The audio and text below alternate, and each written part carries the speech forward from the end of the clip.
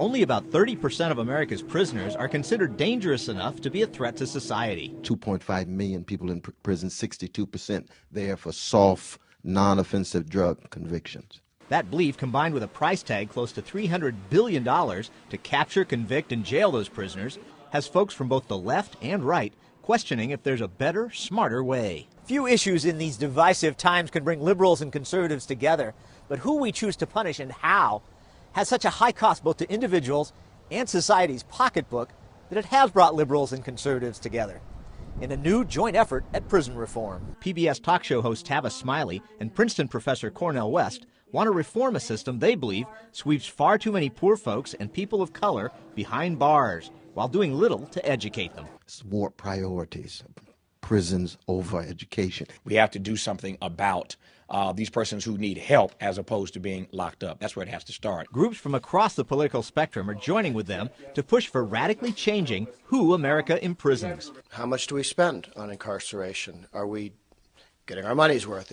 What is the cost-benefit analysis when somebody gets sentenced to prison? Both sides agree it wastes tons of taxpayer dollars, plus human capital, as it imprisons and warps people who could otherwise still contribute to society. The skills they learn to survive inside our violent prisons make them more dangerous when they get out. So we're undercutting public safety by sending low-risk offenders to prison. It is time to switch.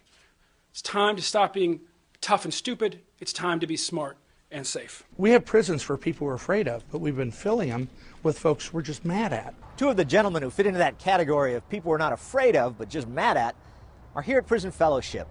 And one of them was a White House official imprisoned for one of the most famous scandals of the 20th century, Watergate. Lawyer Chuck Colson played the role of ruthless operative in Richard Nixon's White House.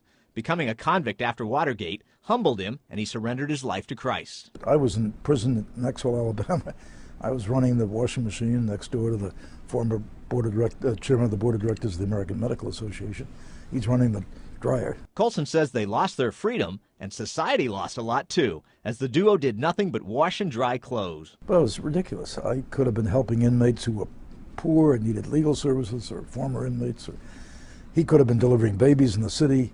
There's all kinds of alternatives. The Prison Fellowship founder believes crime has to be punished. The taxpayers don't have to be punished in the process. When you put a guy like me in prison, he's spending $40,000 a year to support that person. He's not producing a thing.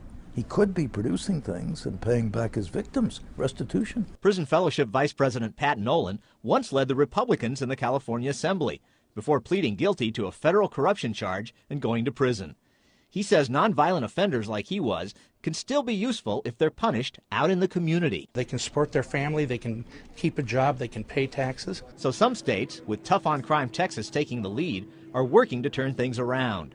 The goal, imprison only the truly dangerous while punishing and rehabilitating everyone else on the outside. And over $1 billion they've saved already. So Texas is really ground zero for cooperation between Tea Party activists and NAACP activists on these issues. They were able to take 3 prisons off the table that they had in the budget and use that money for drug treatment programs and mental health facilities for people in the community. 1/3 of it went to that, 2/3 of it went to help solve their budget problems. This coalition of left and right points out these states are saving money.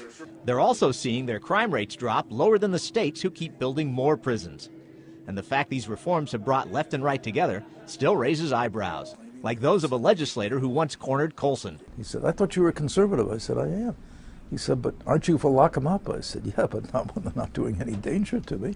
I just want to lock up dangerous people." Paul Strand, CBN News, reporting from Prison Fellowship, Lansdowne, Virginia.